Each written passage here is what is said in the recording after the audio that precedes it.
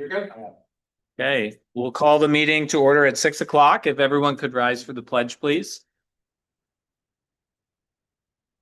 I pledge allegiance to the flag of the United States of America and to the republic for which it stands, one nation, under God, indivisible, with liberty and justice for all.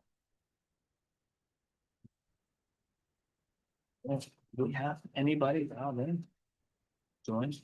Nobody. Okay, let's roll then. All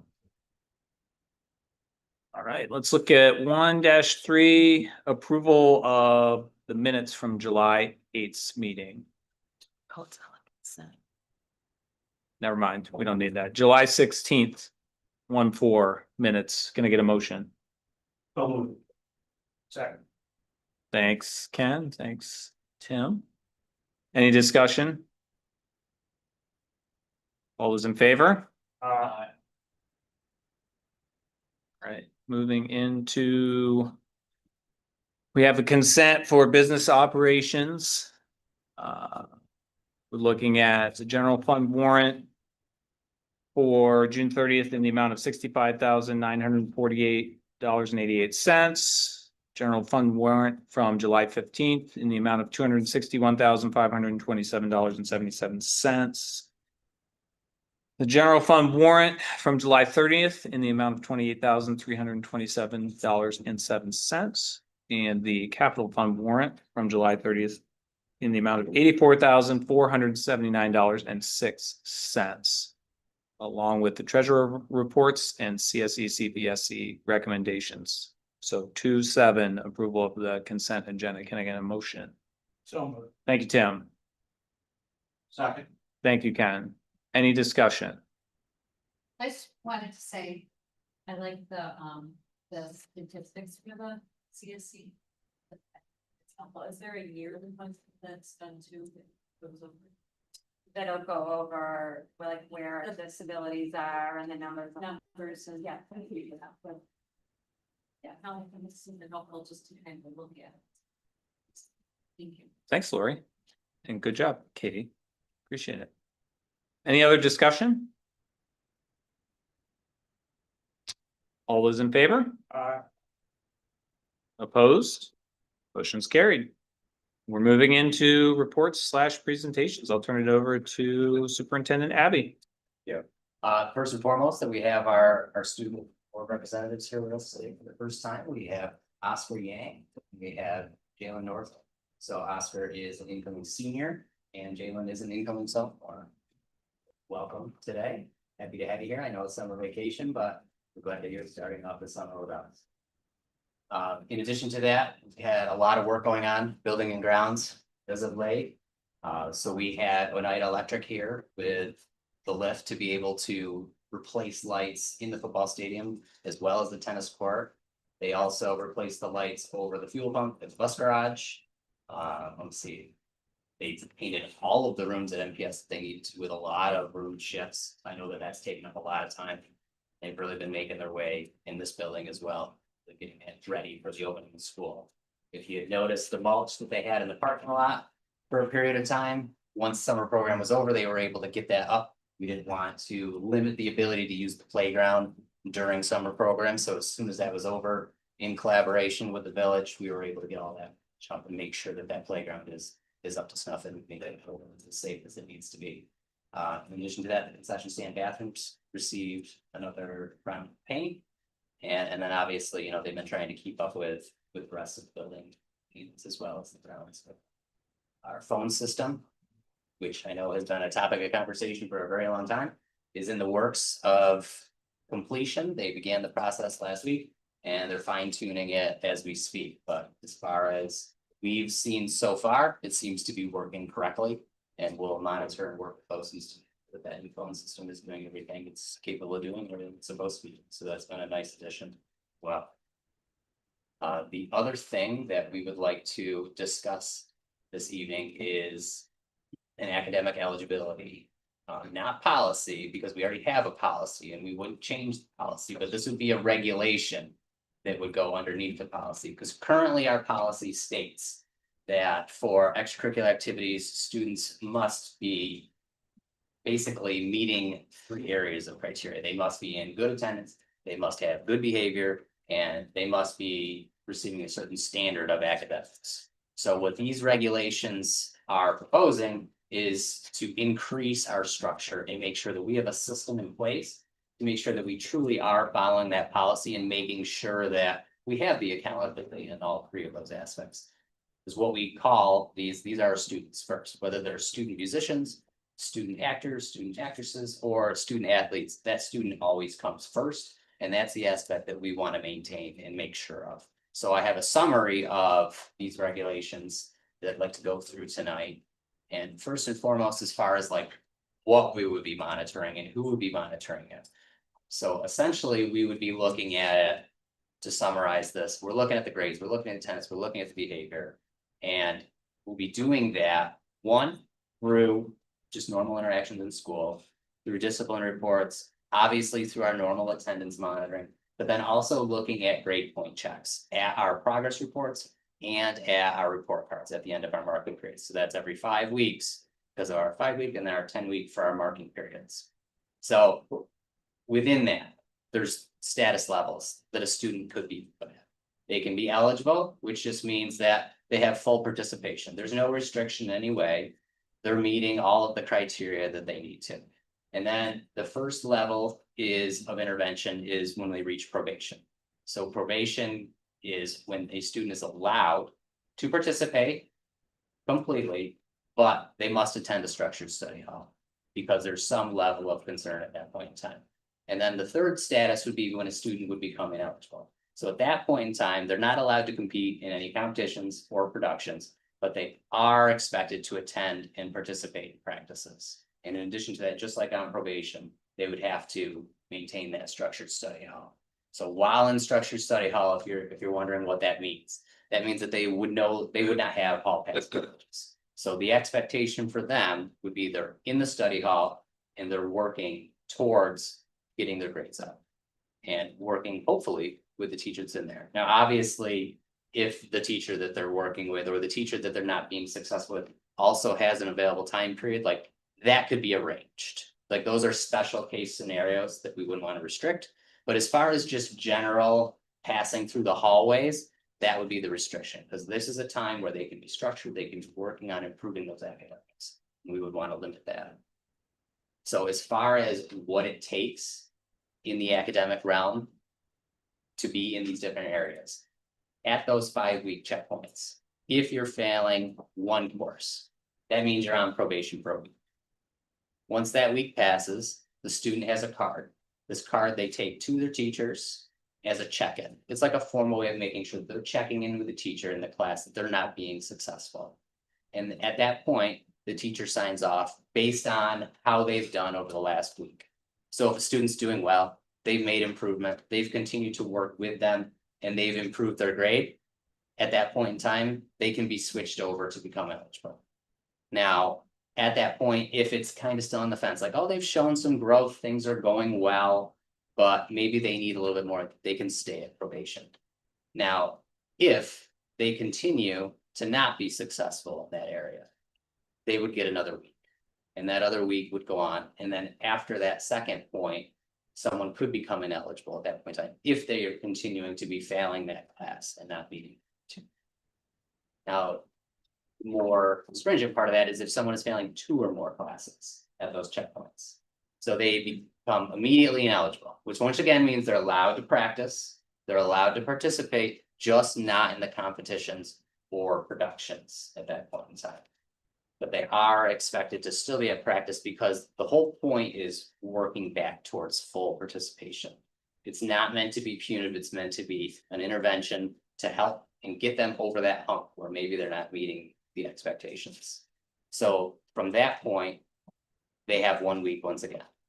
So they have the ability to move themselves to probation. You can't go directly from ineligible to eligible. You have to transition so that there's still like a little bit of accountability, make sure they don't just slip off. So then they could go to probation after 1 week. Now, if they're still not being successful after 1 week, they would maintain that eligible status for the second week. Right? And if that continues, then they would remain ineligible until the next checkpoint. Now, there's a disclaimer built in for that as well, because what we always want to make sure of is the kids doing everything they're supposed to be doing. The principal has the ability to weigh in at that point and talk with the teachers and say one of two things, either no, the student hasn't been meeting the expectations, they're not doing their work, they're not coming in for extra help, then they would remain eligible. But for those kids that are really trying and maybe even challenging themselves to take an upper level course that's difficult for them, if they're doing everything they're supposed to, working with the teacher, and they have a 64, 63, 60, something like that, the principal has the ability to say, you no longer need to be ineligible at this point in time, we can shift you to probation. Because it's really all about what's best for the student. And we don't want someone to get hammered in a policy that's too punitive. We want to make sure that it's all about maintaining that integrity with the academics and making sure that they're doing what they need to do. So there's a few special cases built in to this regulation. One is for the fall season, and there's a carryover from the spring to the fall. So that occurs when a student was failing forces at the end of the year, so their overall average for the year was failing. Now, if that credit is made up in summer school or through credit recovery, it does not apply. That overrides that carryover. Or if there's a course that they don't have the ability to do that, or if there's extenuating circumstances. So it's built in that once again, the principal has the ability to say, this happened, yes, but based on this situation that's going on in that kid's life, or the fact that they really tried, they had a great quarter four, the carryover wouldn't necessarily apply. So there's still that discretion of, for someone that's really working hard, this doesn't come off as punitive. And then to have the dramatic productions, it's very different. When you're looking at whether it be a drama production, musical production, the idea of their games, it's all in a very short time period. So this impacts them potentially differently. So that needs to be taken into account as well. Whereas like during a sports season, you've got a game this week, another game the next week, or potentially 2 or 3. When you've got them all of your productions are 3 days in a row, that last week becomes really important. So ideally, as you're working with kids, if the director's in the know of how their kids are doing, those things kind of work themselves out. But in the case that someone was failing numerous classes leading into the week of the production, that's where it would come into play as far as impacting their ability to be in there. But they still have that week to get those grades up and shift themselves back to that probation status. So still staying in the mindset of always working towards that ability for people to regain that full participation, which is what we really want. The other aspect is the attendance requirement, and it's really quite simple. Like, students are expected to be in school every day, every period of the day for participation. Now, there are cases that are legitimate. If someone has an appointment, then they are able to turn it down.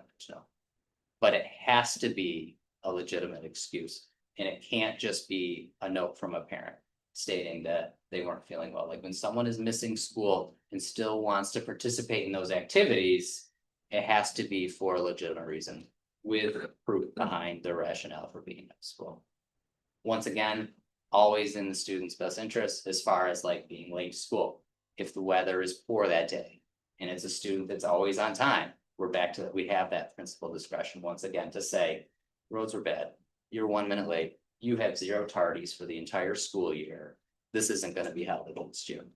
But when someone's late on a regular basis, you know, and still coming into late or wanting to leave school early without legitimate reasons, that's where this comes into play. We want to make sure that they're here every period of the day, because that's what we're here for. We're here to focus on our academics, and we want to enjoy all the extras.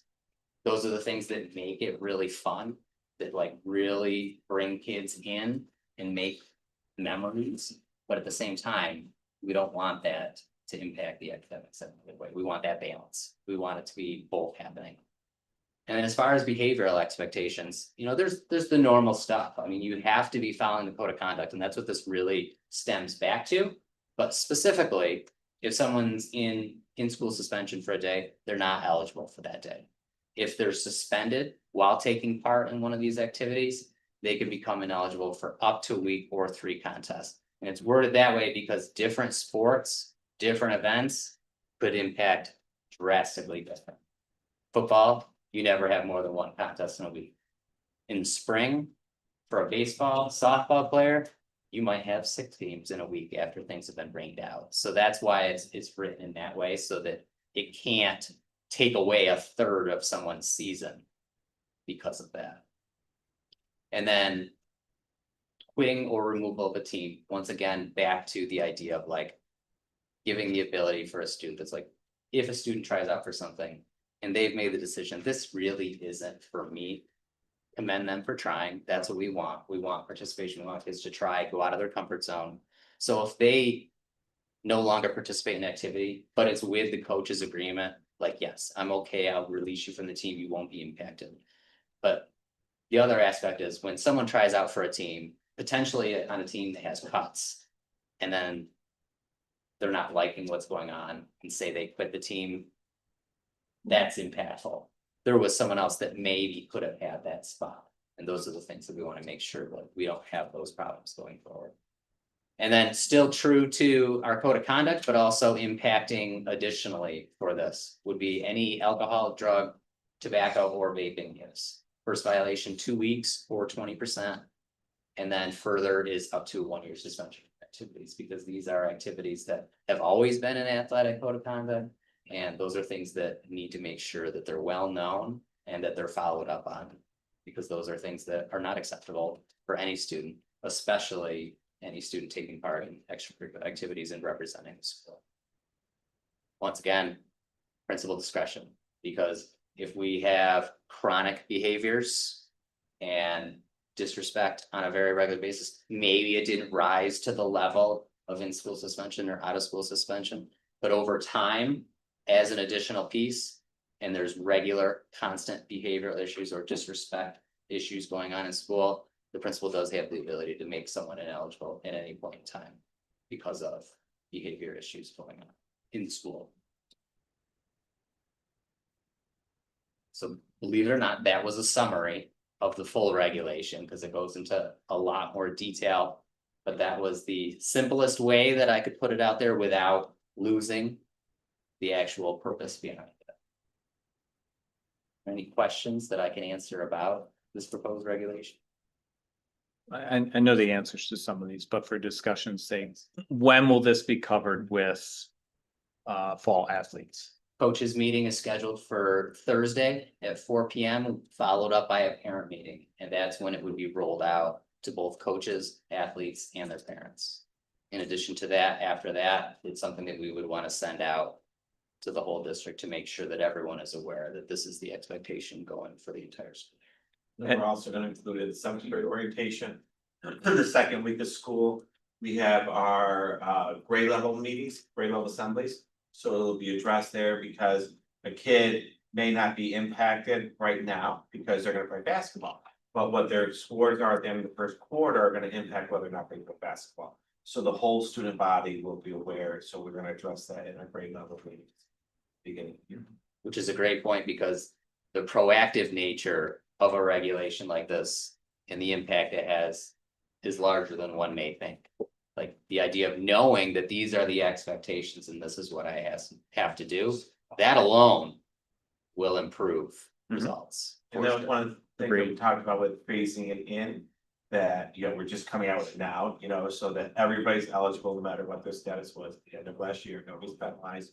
We're gonna be upfront with it, starting right now, so the first time anybody could become on probation was 5 week first market period. So we're gonna be upfront as publicly as possible with everything leading up to it. I think it's good giving the example, say of basketball, because I don't think kids think that. I like, so, okay, but Right. yeah, so giving examples kind of free. I assume too, and again, mostly for discussion, during the coaches meeting, our athletic director will discuss with them what their expectations are in terms of supporting and enforcing the policy. Yeah, Gotcha. and the reality is from different avenues where this comes into play. From a coach's perspective, the ideal situation is that they're in tune with how their students are doing, how they're behaving, whether they're attending school, and how their academics are. And once again, that proactive mindset of like, hey, how are you doing? You know, a checkpoint's coming up in 2 weeks. How's everything going? Do you need anything? And the same thing for teachers. It helps to be able to have that conversation with students in advance and share those dates coming up. Like, yes, you don't want that to be the mad dash of like, okay, now I'm gonna get everything turned in, but if the conversations are happening regularly. No, we wanna make sure that we've got this stuff turned in on time. Don't delay, don't wait, make sure that it's in. So that when your progress reports come out, it's not gonna impact you in any way. And you're having that conversation on a very regular basis. And then even once it gets to the point where someone is impacted. The whole point is to increase the communication between the student and the teacher. Because that's what they need to improve. That's what we need to make sure that they're getting the correct interventions. And that's, and Andre, you might be able to speak to this better than myself, this priority, I'm sorry. The ability to then have this data and then analyze it as far as what interventions need to be. And then, I mean, I like a lot of this, as we develop our MTSS plan, this totally falls in line with our MTSS and what we're looking for. I think one of the things to follow, we don't focus on so much on academics, I think procedurally, our coaches, one of the first things that are really gonna be hit is that attendance component. So we will be going through the procedures, so Jen O'Sullivan is our attendance person, she also, it's nice because she's also the athletic director and secretary, so she's gonna be our point person, so we'll pull the attendance records at 1:30, you know, and all with our coaches. By 2 o'clock, you'll have an email of everybody who cannot participate that day.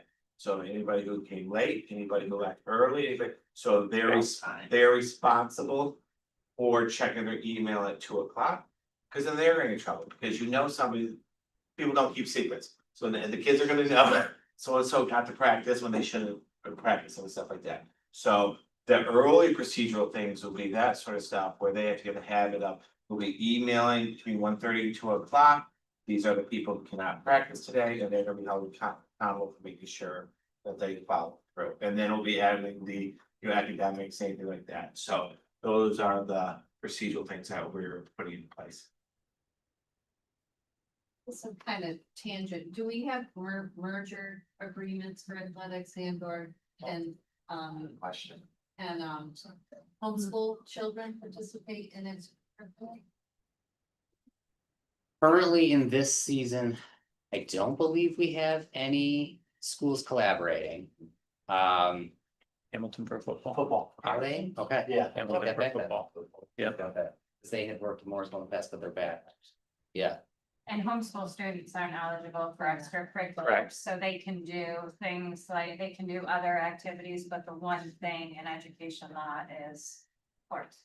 Well, I think they can be in band. Yep, they can do They can music, do they can do band, they can do I chorus. know that. This is called band as well. This is not, band does not fall under this, because band is an academic. Drama production. we can go too far. What about marching band, though?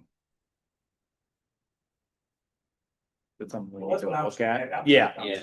Let's I've think, But that's never outside really of band applied for performance that. and lessons.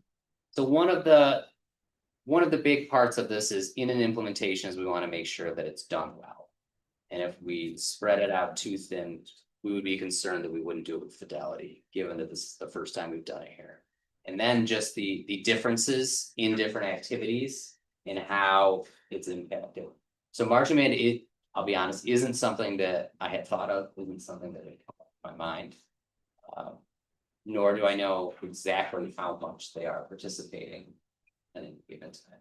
Whereas like what we know is during a musical production, it's every day. There's a set roster, it's every single day. We know when the performances are. Same thing with the athletic season. We have a set roster. It does not increase throughout the year. Obviously, it could decrease, but it rarely does. And you know the kids and you know when they have practice every day of the week and you know when their games are. Whereas like with other activities, I don't know how often marching band is practicing at this point in time. I know the marching band's a little bit different here too, because they don't do like the marching band sport season. Right, some schools do parades and that sort of stuff, and have that competitive marching band where you're going to shows every Saturday. Right. And you have that set season, you know, a lot of our stuff is in the spring when they get ready for Memorial Day or, you know, praise and that sort of stuff, so it's more of a service. You know, showcasing their performance, their musical ability, not the competition. Yes, and then how that applies to other clubs as well. You know, when you're talking about student council, for example, and if you were gonna limit someone's participation in student council, which is an extracurricular activity. Well, is that really the message we're trying to send? Because maybe that activity on that given day is volunteering in some aspect. Or doing something that's really positive for other kids in school. So that's where it gets a little bit difficult to implement when you're talking about across all extracurricular activities. Not saying it's not impossible long-term, but it definitely would require some specifics for specific activities, I think. Yeah, I'm fine with this. Yes. Yeah. That's a fair question, good I was stuff. just curious. And I think if it was another extracurricular activity, that student would probably stand out, like. So it would be addressed anyway. Yeah. Right, because these things, like, still, the philosophy is still there, like, those are the three areas we're overseeing as far as that. We just wouldn't necessarily have the specific regulations, but similar in the fact of. Say someone was misbehaving. They may not be able to go to the student council dance if they're a member of student council because of their behavior on that given day. They have to be in attendance in school on that day to be able to attend those things. So the philosophy is still there, but not the specific regulations and how it's proposed.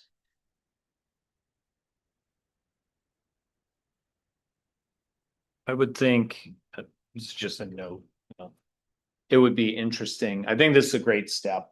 It's something that we've discussed and seen in email already. And high expectations are a great thing for all of our students, for sure, and it builds collaboration. It'd be interesting to look potentially next, especially with athletics, at what our not what our policy is, we could review that, but what our procedure and processes around supporting a better environment, including better fan and parent behavior at games in particular, and almost like a parent fan code of conduct, like, do we have the right mechanisms in place to regulate that and deal with any incidents that happen in a consistent way? Because I think we've had issues over the years, and there could be questions around, have we been consistent with how we've addressed that kind of behavior? You know, we're raising the bar for students, holding them to a high standard like we should, and we should do that with all of us as parents and other spectators as well, so. I don't want to get in the weeds on this too much, but No. I had been working for a few years on implementing an ALC committee, which is an athletic leadership committee. Mhm. Which I think might be something that we could potentially discuss long-term. There's some schools in the area that have implemented them and have seen a real positive shift in that type of environment. And even found it to be more engaging because there's student participation in promoting positive things and upholding positive expectations. And that be Great. for primarily at the beginning, it's student fan base, but it does expand out into the whole community. Yeah. So that could be like a long-term discussion. That's a, That'd be great. what section of this water? Section 3, Does, section 3 clearly has parent or fan expectations. for sure. They do. And they get involved, but again, from my own experience, seeing things and even getting a little fired up myself sometimes, no comments, Patty, over there. I think we've, yeah, you have to have a sense of humor. No, we've had unfortunately some incidents that have risen to that level, and I would think, I know all of us have positive intent. We want to police ourselves before we ever rise to that level.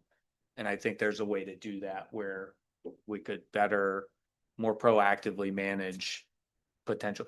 For example, we've had opportunities sometimes in basketball games, we get really good crowds with properly seating spectators. And we have spectators mixing from the different schools, and that can immediately lead to some issues that then the staff, administration, security has to handle right away. And I think we're just a review. That's a next step for us, a review of our processes around, you know, athletic events in particular, and how we create the right environment helps stop things before they even start. So that point, you'll wait for tonight. We are bringing back the athletic, extracurricular handbook, student handbook that we handed out to all the Great. athletes and stuff. There is a component in there that talks about parent behavior and expectations, stuff that are in there. And then we'll also address it. I'll be with Mr. Gifford Thursday at the coaches meeting and the parent meeting to answer any questions about eligibility and that sort of stuff. And that, again, we'll address that stuff as we go. Thank you. Perfect. But yeah, this is a great step forward, I think. We'll pause too. We've had a couple of board members join virtually, which is fantastic. Kate, if you could just tell us where you are, that'd be great. Yes, I'm at 303rd Street, Niagara Falls, New York. I hope you're having a great time. I'm at a conference, like a planning meeting, but it's good. And Dan, are you in Texas and where? Yes, sir. I'm 43 East Street in Austin, Texas. It's probably still hotter there than here, but it's pretty hot here. Yeah, actually not by much. It's mid 90s. All right. Before we move on to the agenda, I should have introduced Mrs. Crystal Grisman, who did start with us at the beginning of last week, actually. I was at conferences, so I wasn't able to even be here with her this past week, but she's on board already and excited to be here. I'm speaking for her, but we're excited to have her.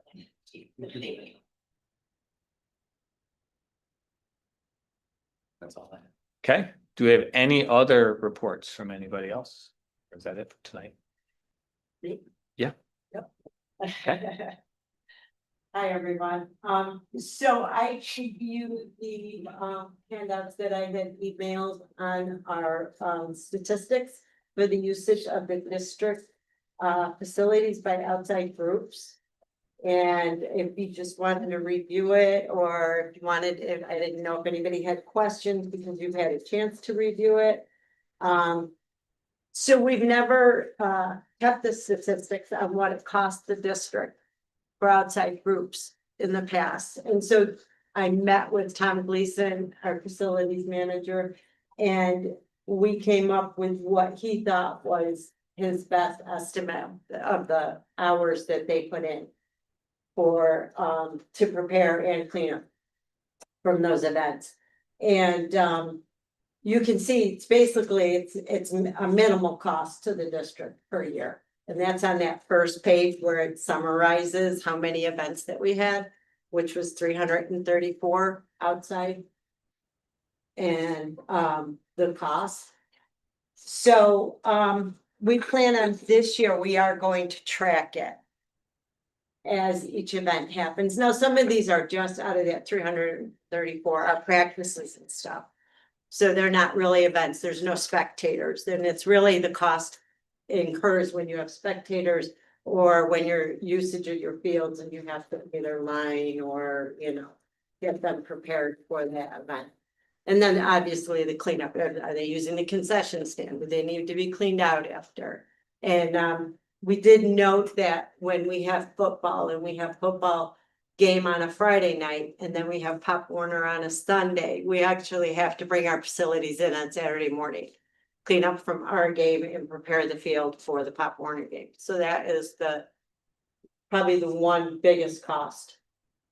When they have to come, because then that would be overtime. So, we are gonna track it this year to validate the costs that we have estimated, and I just didn't know if anybody had questions or. Just two quick thoughts on it. I appreciate that you sent this to us for review. I found it interesting, and I do think that tracking it accurately moving forward makes sense. I would believe, but I defer to all of you, that we should be looking at in two major buckets. One, so anything in my mind that is required for regular school grounds maintenance, including preparing regular school fields for regular school events, should be part of the planned workload. Right. For the staff we're hiring, right? So that's not an additional expense. That's more of a question of you know, in the 80 hours of work we have this week for our team, how are we allocating those hours? And do those hours capture everything that needs to be completed, the standard work, right? And I think there's some room for potentially some improvement there in understanding, particularly in the spring. It seems to catch us by surprise that we have terrible weather in the spring. And that's going to mean we have to be more flexible and adaptable on when we mow the lawn, how often we mow the grass, like how often we line things. Do we need extra work on the infield of the softball field or baseball because we had 6 inches of rain? So we need to plan for that, but that's still normal school expenditures versus the example you listed, you know, preparing for, you know, an approved event like a Pop Warner football game in the concession stand. That's an additional expense, or allocating labor to line the AYSO fields that the school never uses, additional expense. I think it would be great to understand that from a budget perspective. You know, also from a labor perspective, like, are we really asking our grounds crew to do, you know, in the fall, 15 more hours a week? That's not really built into their work for these outside organizations. Okay, we want to do that, so now we have to look at staffing. Like, and then you look in the larger costs of, you know, why are we getting overtime? Maybe it's not for this specific task, but maybe it's because their regular work is being bumped and now they have to work overtime, and we need to understand that. So that's what I'm interested in seeing when we get into budget season, even if we don't have, you know, the spring captured yet, whatever we capture up to that point. Yes. I think another important element of that is, as we're looking at this and it shows not a lot of costs, through this conversation, we've been talking about how we don't necessarily staff when there are events in the building. Right. And that's something that maybe isn't the best practice going forward either, because when something happens, when something comes up, or there's a need in the building when these events are going on, we don't necessarily have the staff here to do so.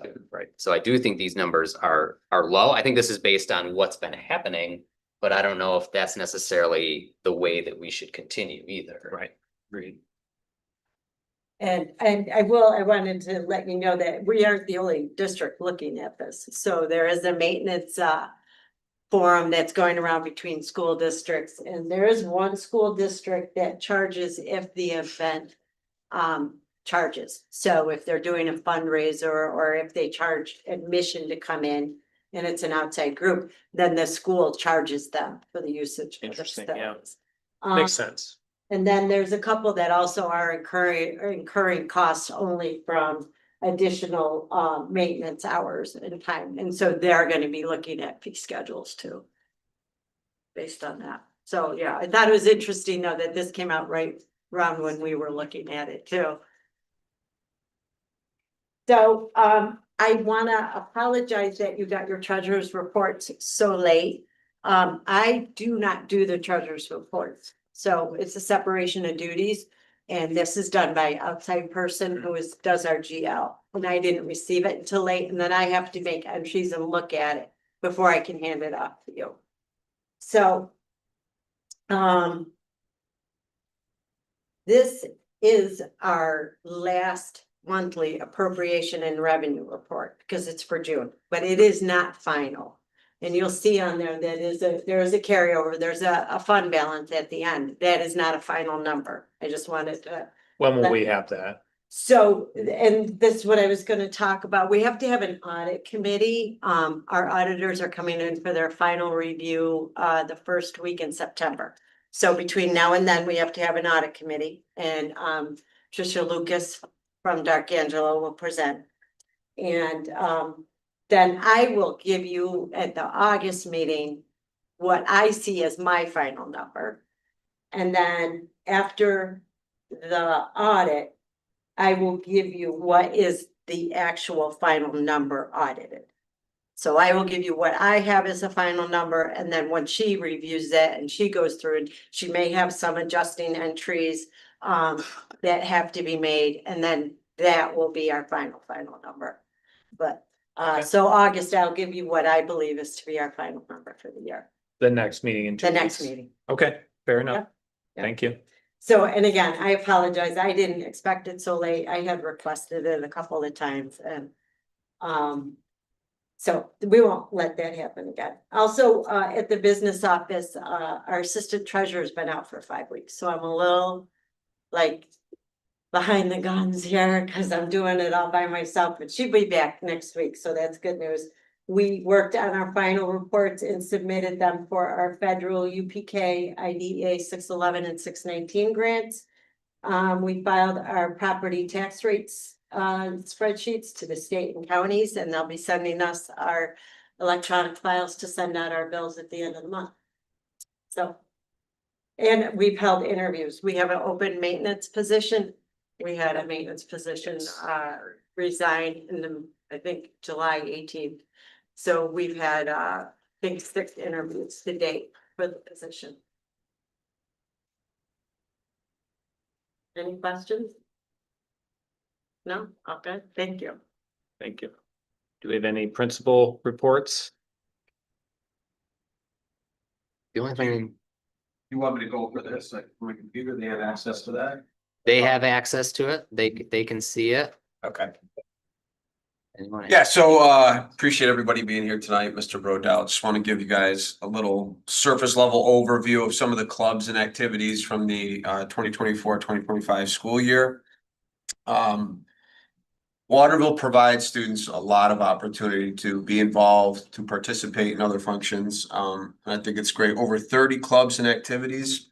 I know we just added 2 more this year, Bible Club and journalism. So a lot of opportunity for students to kind of get involved. There's over 100 events and activities throughout the year for students to participate in. I think one of the big things too is the service that some of our clubs and activities provide to the community, giving back. Students, taking pride in where they live. So I know those clubs and activities also have over 30 service activities throughout the year that students can kind of connect with the community or give back in the community.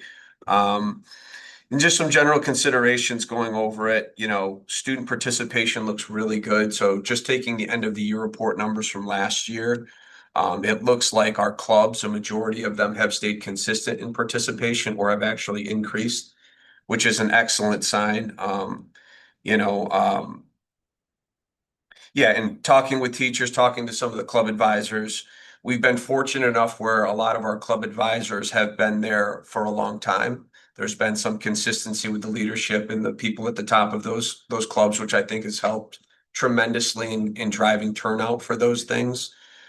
Families, students are comfortable, they're familiar with those people.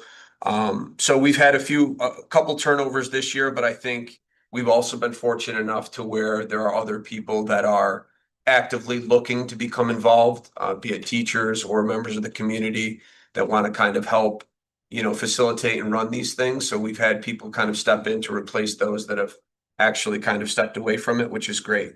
It's not like we got to scramble to find people. Those people are actively looking to help out. So we're very lucky in that regard too.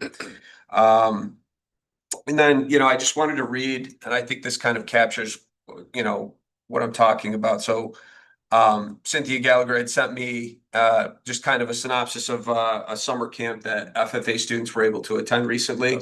And I'll just read it. 25 students from Waterville entering grades 7 through 11 attended the FFA Oswegatchie Educational Center Camp in New York from August 3rd to August 8th. They joined 175 other campers for engaging experiences that included leadership training, teamwork challenges, ropes courses, kayaking, canoeing, 4 pristine ponds, hiking, horseback riding, mountain biking, and scenic trails. Most importantly, campers learned to connect with new people in an unfamiliar environment. By engaging with camp staff and FFA officers, they gained insights into themselves and discovered ways to develop into the individuals they aspired to be.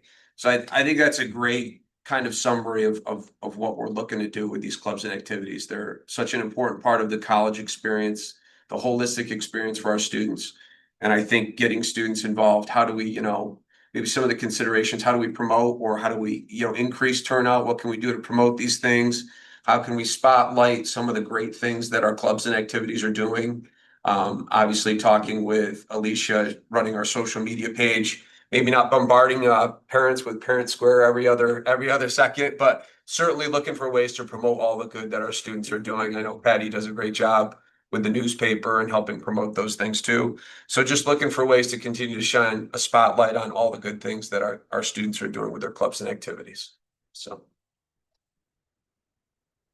Procedurally at the high school, right now, working on a master schedule, trying to fit in 50 million different pieces to get every kid their wants and desires in is hard, especially in the small district, as you know, with so many singletons and trying to Kurt, me, Gina sit in the office all day. If we move this class here or there, so we are doing that. No, they will be available on the 22nd of August when we release them. We finished stuffing our envelopes today, so our mailer will be going out tomorrow, Thursday, for our back to school welcome. Mailer to all secondary families will be getting that. And then our next step will be getting ready for open house on August 27th, or orientation for 7th grade new students will be August 27th. That night, we'll end up doing it in 2 pieces. We'll have a parent and kid meeting in the auditorium. We'll address everybody, so we're all on the same page. We're gonna break off, the students are gonna do their lockers, and do some stuff, and we're gonna do some stuff with parents and get paperwork and that sort of done, taken care of, and then get ready for open house. And we're doing a bunch of interviewing this week too. Do we have like any, like a backpack program or anything that help with back to school supplies or anything? Yeah, go ahead. Well, we do work with connected community schools. So anybody who needs to do that, there is a program because people have to go to Rome. They pick up stuff. So there was a flyer that went out in Parent Square for kids. They go to Rome. But again, we have a whole room with connected community schools in both buildings. Ours is down by the cafeteria. So it's got backpacks, school supplies, clothing. So anybody who needs it or anything like that, Jesse's coming back with us, who ended the last year with us, came in, did a maternity leave, and he's gonna be with us full time, so any kid could do that and we can get access to anything that they need.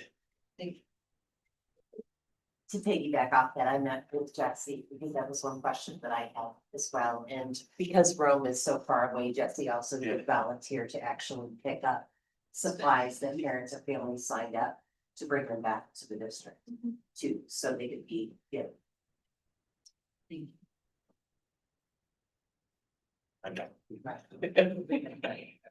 It's been a busy 7 days. I was actually able to stop in and visit some students during the summer program. Thank you to Katie for operating a great program for the students, to see students participating in action. I was able to also visit the Waterville Library program to see our students active there. So my goal being, I just wanted to see some students and expose myself to some kids. I've had several visitors and several meetings within the first few days. Definitely made it a priority to meet with Jody Thomas for our P2 program, as well as with Jesse for Connected Community Schools. That's a project that I'm very passionate about.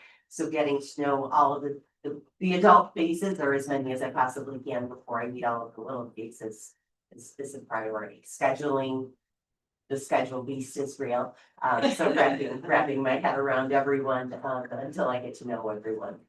Definitely off to a busy start. Parent letters also did go out last week on Friday, so families were identified, or so students were able to see who their homeroom teachers would be for the upcoming school year.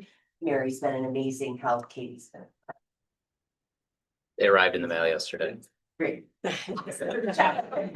We don't know anymore. Out of MPS. Yeah. Incoming 7th grader. Around 750.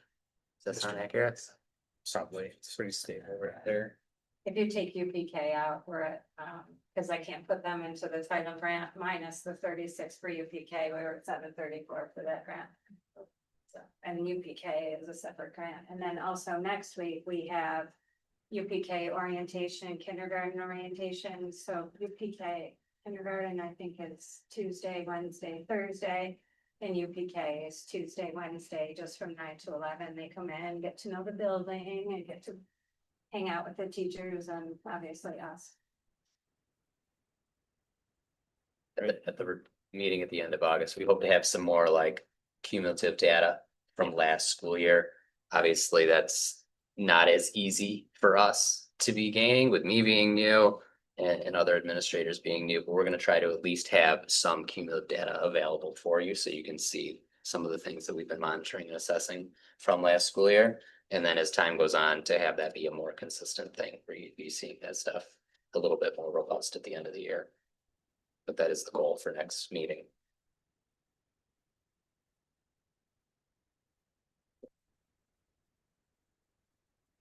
Do we have?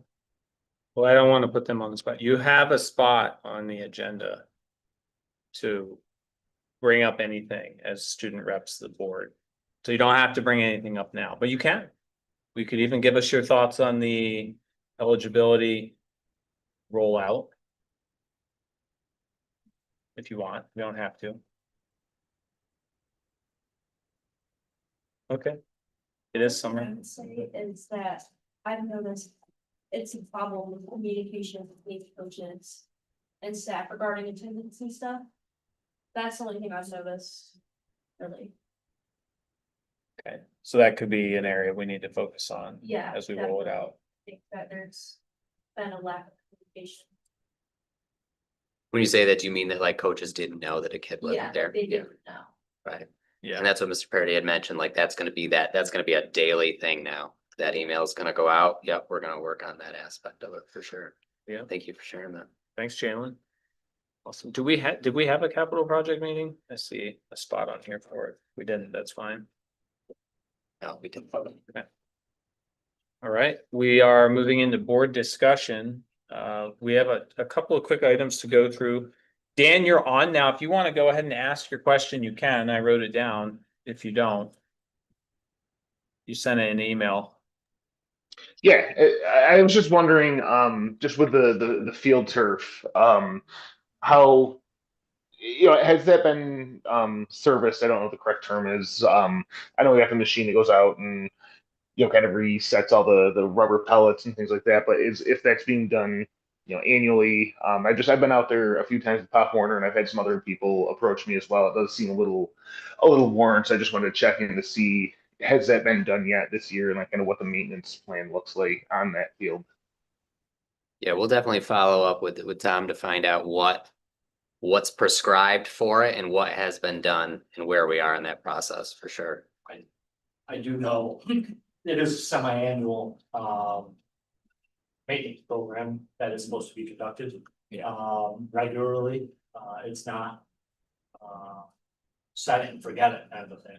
No, we do have the appropriate resources, but as a game, I don't believe so. And I appreciate you bringing it up, Dan, because I'm sure Tim remembers we were on the board for the last capital project, and that was a point of discussion when we looked at the turf, because it was such a big expense and there were some concerns with maintenance of the turf previously that was replaced. So that would be good to just have Tom present that to the board, either at the next meeting or the first week of September, I think, to walk us through what's called for, what are they doing? If there are any gaps, let's close them now. That kind of stuff. Okay. Thank you. Two other things that I mentioned, we just wanted to review. Putting the 6 of us on the spot again for our board retreat. We're trying to nail down next week for the 20th. I can't be. You can't be here on the That's fine. okay. And Ken, you can't be here on the 20th. So we can have 5 on the 20th. Can you be here on the 21st? I can be here on. So we could have everybody on the 21st except Justin. So there's no day we can have everybody. So we just have to decide now, 20th to 21st. I would say 21st because Zach's available. We get 6 out of 7 board members. We'll just fill Justin in. Any objections? All right, so we're locked in. And then do we think 5 to 8 is the right time? Is that too early? Do we need to make it 5:30? 5 to 8? Perfect. Dan, Kate, 5 to 8 work. Okay, that was It does. I might have to duck out for a few minutes for Pop Warner pictures that night, but not acceptable. all right. Yes, sir. Too big for those pictures anyway, Dan. And then we can keep it simple. Everyone's seen the email. We have currently 6 items that I put that everyone seemed okay with for discussion points, and then Zach added a 7th one with committee structure. Any additional topics, last call? Because we're gonna be under the gun on making sure we're ready for it, but. Okay, so we're locked in, stay tuned. I'll work with Zach on making sure we have everything planned. Maybe we'll feed you, maybe we won't. We'll figure that out. Any other board discussion items, though? I attended the New York State School Board Law Conference this past week virtually. And there was some great sessions on health insurance that I would love to share information with you all on at some point. I can share via email, like the PowerPoints and stuff. And then at our first policy committee meeting, whenever we decide on a calendar for that, there was some new laws and suggested policies to have in place that I thought would be a good discussion to have at upcoming policy committee meeting. But it was a 2-day virtual conference, and it was really good. Not to put you under the gun, when can you send all that over? I probably could send it either later tonight or tomorrow. Yeah, because I Yeah. mean, that would be great stuff to review and potentially even take 5-10 minutes at the retreat. Just to go Yeah. through some of it and map out how, when we want to discuss it, cover it. Have Zach, kind of guide us on what would be appropriate if he wants to take it and then circle back with us. I think that would be good. Yeah. Great, Definitely. Yep. perfect. Anything else? We're moving into first public comment. Yes, hi Patty. Hello. Probably important, just on the fan behavior.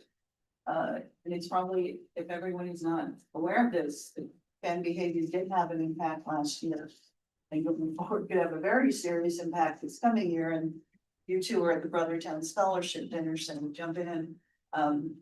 For years, probably since they started, Access Federal Credit Union pays for the meals that seniors get at the Brothertown Scholarship Dinner.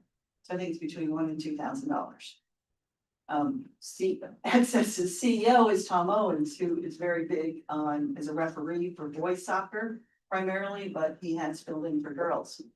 This year, as it was announced at the dinner by Brian Bogan, when Brian went to Access to ask Tom to do this, that they've done for 20+ years, Tom said no.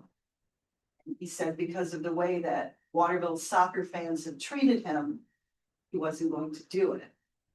Brian was very persuasive, said, give us another chance, please do. And Tom said he did.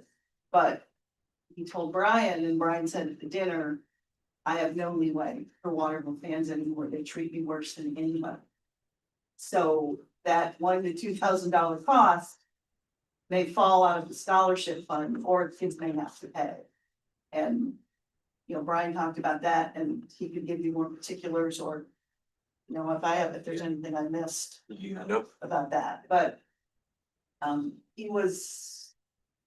on a committee with Tom. He's a straight guy, just loves kids, supports the community to no end, and for him to do that really, I'm just saying, really took a lot of chastising and things he heard from the field, and he was pretty clear with Brian that, he had said no at first, and Brian persuaded him to do it this year.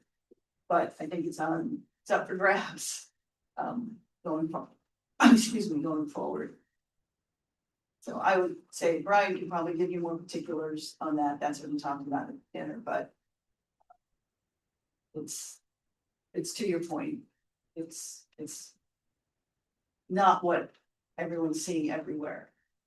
It's a little more above average.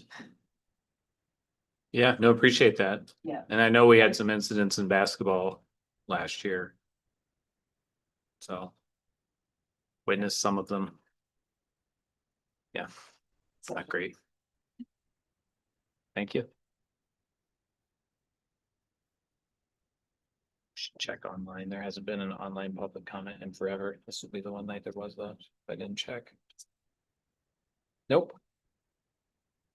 When does it, so the official numbers for our fall sports will be official by what, next week? The season starts on the 18th. So should be official by then, Right. but obviously, Kids if can the still kid were then join, to come right. forward, they'd still be able to join. You know, I mean, there was a lot of talk early spring that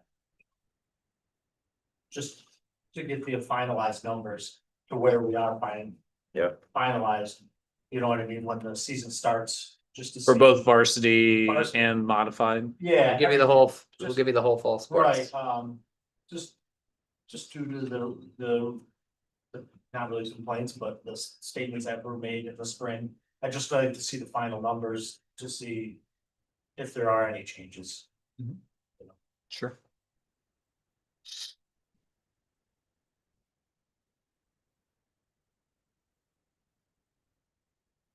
Okay. We will move into old business. And we do have a consent agenda here. I'm gonna ask that we just pull 6.2, 6.3, and 6.4. And we can discuss those at our retreat. I don't think anyone has come forward. At least they haven't looped me in on being interested in the school board. NISBA voting delegate, alternate delegate, and OHM School Board Institute delegates. So we don't have to review those tonight. We can just pull them. And therefore, we'll just be voting on 6.1 approval of a policy second reading. Can I get a motion? So. Thank you. Tim and Lori. Discussion, this is our attendance policy. I know we've had some good discussion. It's another read for editing, like I don't have any problem with the content, but there's some edit. Do we know, are we still having, I was on the policy committee a few years ago. Do we have support from BOCES with that still? Yes. We do Yes. this, yeah, we are subscribed to the mobile overseas policy service. So can they do that function before we see like, you know, third reading approval? That's a great point, Lori. And I would just think like, should we go back to them? And I would think by like second reading, we shouldn't have those errors, right? There's errors, but I think it's professional policy. Yeah. Okay. Any other discussion? All those in favor? Opposed? Motion is carried. 7-1, approval of the consent agenda for personnel. Can I get a motion? So, Thanks, Tim. second. Thanks, Ken. Discussion?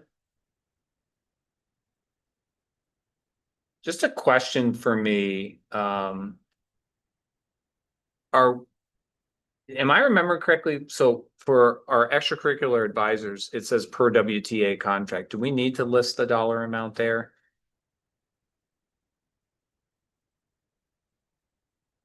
Like, yes, we can pull the contract that's publicly available, but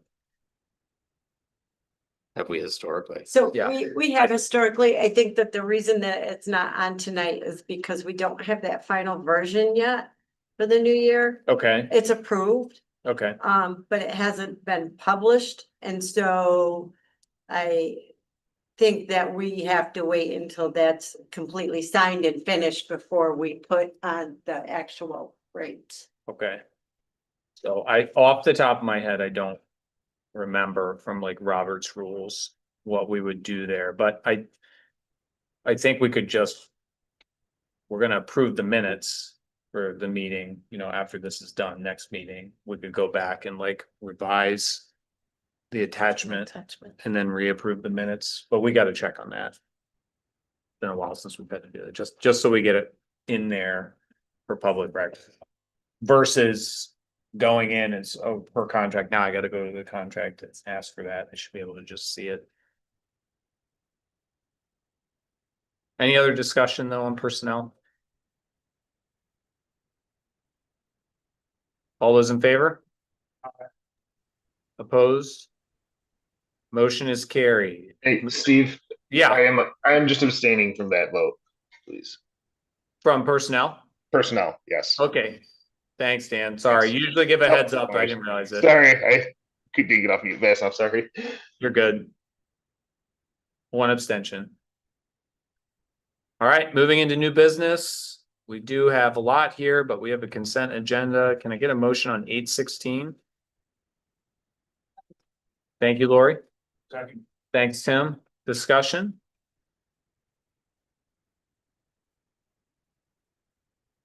I would say thank you for the donations, both from Stewart's and Price Chopper. Stewart's especially $500. Significant. We appreciate that. Any other discussion? Happy to see the ambulance and athletic training agreements in place again, working through that. Appreciate the work there. Question, the surplus, stuff. Is that something we do every year? It's huge. Like the Chromebooks and the. So we do it periodically, we That's okay, don't it's not- get rid of a lot of stuff throughout the year. So it's huge this time around because as part of smartphone, we replaced every single Epson Brittany projector. Because that was part of the replacement plan, because you're at that year 7 and you had the $1 million, which is not the complete $1 million.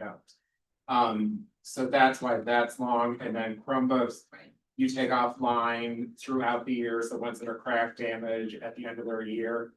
Seniors graduate as part of the replacement plan, and those go to the office cart as like loaners forgot, things like that. And then anything damaged throughout you add, but this is we kind of do it all at once, so that we don't keep throwing it at you and we have storage closets. Once a year. Periodically, so when the closet gets full, we kind of. Okay. Yeah, but this list is exceptionally long because of the projectors, document cameras, it's part of smartphone. You normally wouldn't see a 14-page list. Okay. So, Thank you. you're welcome. Great. Any other discussion? Any updates on?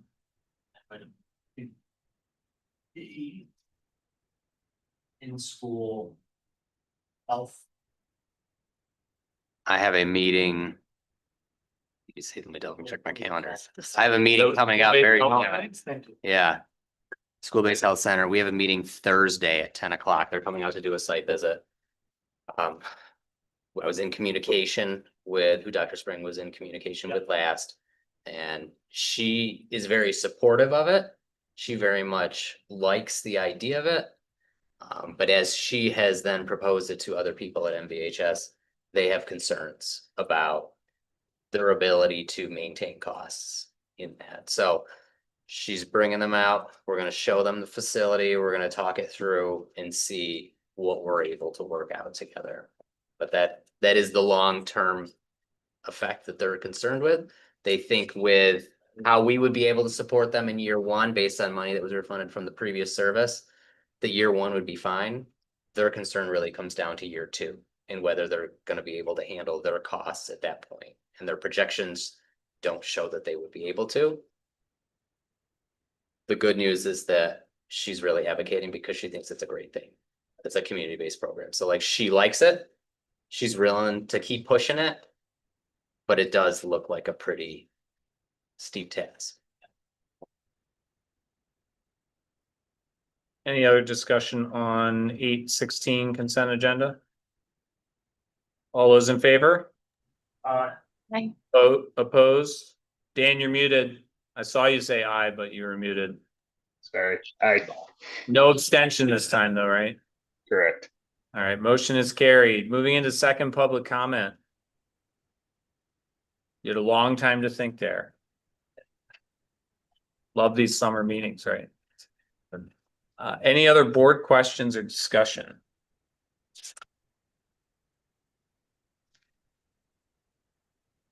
Do we have a need for executive session? Believe so. I don't believe so either. All right, can I get a motion to adjourn? Thanks, Tim. Thank you, Ken. All those in favor of adjourning at 7:10? I. Motion is carried. Everyone have